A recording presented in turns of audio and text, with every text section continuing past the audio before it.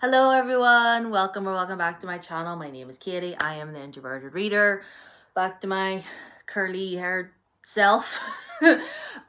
So anyway, today we are doing a book review on the Introverted Reader book club pick for the month of August, and that was Not Quite Dead Yet by Holly Jackson. This is her first adult thriller that came out this year, and I finished it last night, and you guys, I have things to say.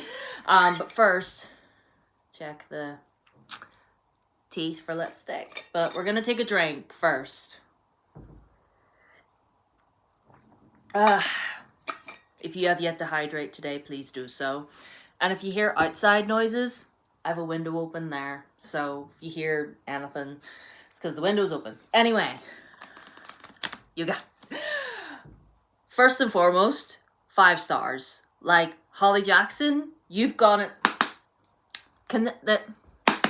Yes, I'm so, like, you know when I'm slapping the book, you know I loved it. So anyway, what is this about, you're wondering? Well, this is about our main character, Jet, Jet Mason. And the book opens with her at a Halloween fair. It's Halloween night. And it's Halloween night, and you know they're at a fair and things are going down, things are happening, but then she ends up leaving and she gets home and someone is in her house and attacks her. This person thwacks her over the head a few times and thinks she's dead and dips, but she's not dead. She wakes up in the hospital, and you know the doctor is explaining her condition and everything.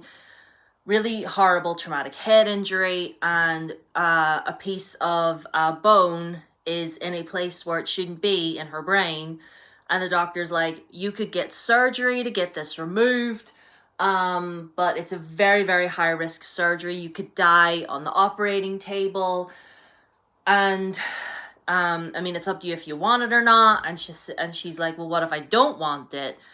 And the doctor's like, well, then I would say you would have about a week left to live, essentially, before you have an aneurysm and die. And Jet's like, well, I don't want, she's like, if the surgery wasn't high risk, I guess, like, it's a very, very minuscule chance that the surgery would save her life. So she could be dead either way. So she's like, you know what? I need to get out of here. I need to go and solve this and try and find out who's tried to kill me. If I've only got a week to live, that's what I'm going to do. And like everybody around her, like her mom desperately wants her to get the surgery, but she's like, no, I'm not going to die in a hospital. If I'm going to die, it's, you know, going to be solving my own murder, essentially. And that's what she sets out to do. Her family aren't really behind her on it, if I'm being honest. So anyway, she goes about doing this, and a childhood friend of hers, Billy, agrees to help her. So, you know, digging deeper and deeper into her family, into, you know, the town she lives in, and some things about herself as well. I'm not going to give anything away, but I will say this. Everyone in this town is messy. There is not one single person that resides in this town. What is it called? Woodstock, Vermont. There is no one around in Woodstock that's, you know, not messy. That is, you know, not suspicious in some way, you know?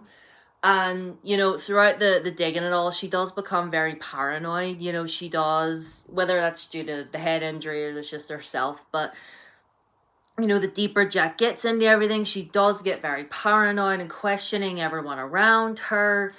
And, you know, I'll say, wow. I mean, I didn't really see the way this was going. I mean, by the end, I was, you know, I don't really want to say because it would ruin it. But I will say by the end, I genuinely was feeling quite emotional. I'm not going to lie. I never thought that I would say this about a thriller. I don't read a whole ton of thrillers. Let me just put that out there. But I was sitting reading this last night and getting towards the end, and I was like, why do I want to cry right now? Like, why do I want to cry right now? Why is this getting me in my feelings, you know? And, you know, definitely, I mean, trying to solve your own murder isn't really the sort of thing you'd think a person would want to do in the final week of their life. But, you know, there was a moment where, you know, her and Billy are walking about, and she starts to feel a bit dizzy, and then they just lie down. They're like in this park, and they just lie down in the grass and look at the stars. And it was actually really like, this is actually really sweet. I was like, Holly Jackson, you can't be putting sweet scenes in like this and then turn around 5 minutes later and then have it be like, oh yes, she's about to die. Oh yes, we need to find out who tried to kill her. Oh yeah, her family's shady AF. Her brother shady. Her brother?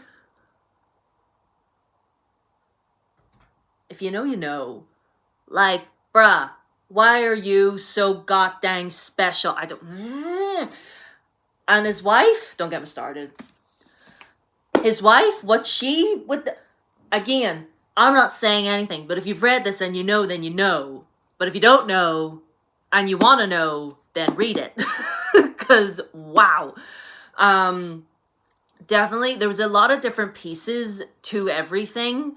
And I was like, how is this all fitting together? But it all came back to one thing. And I was like, right, so everything is connected to this thing, which I know I'm being very vague right now, but I don't want to give anything away because I didn't know what way this was going to go. And I was like, you know, by the end of it, I was like, okay, all right, Holly Jackson, I see you. Again, like I said, I don't read a whole ton of thrillers. I've read some young adult thrillers in the past, but this is the first, like, proper adult thriller I feel like I've ever read. And if you have any other recommendations, feel free to leave them in the comments. I do follow a lot of people on here that read a lot of thrillers, but I'm like, I don't know what I would like. I don't know what would be interesting to me. But if you know any like this, or similar within the realm of, or ones you think that I would enjoy, feel free to leave them in the comments. But all in all, this was wild. This was absolutely batshit crazy. Because, again, I had no idea where it was going to go. And by the end, I wanted to cry. Like I said, I genuinely got quite emotional towards the end of this. And I get the Holly Jackson. This woman knows how to keep us on our toes. She knows how to keep us on our toes. And I'll say, and like, 5 survive, blah. I'm sorry, I didn't like that at all. This reappearance of Rachel Price, I think I have a review on her somewhere on this channel. I thought she was good. She wasn't great, but she was miles and miles better than 5 Survive, I'll tell you that much. But, wow.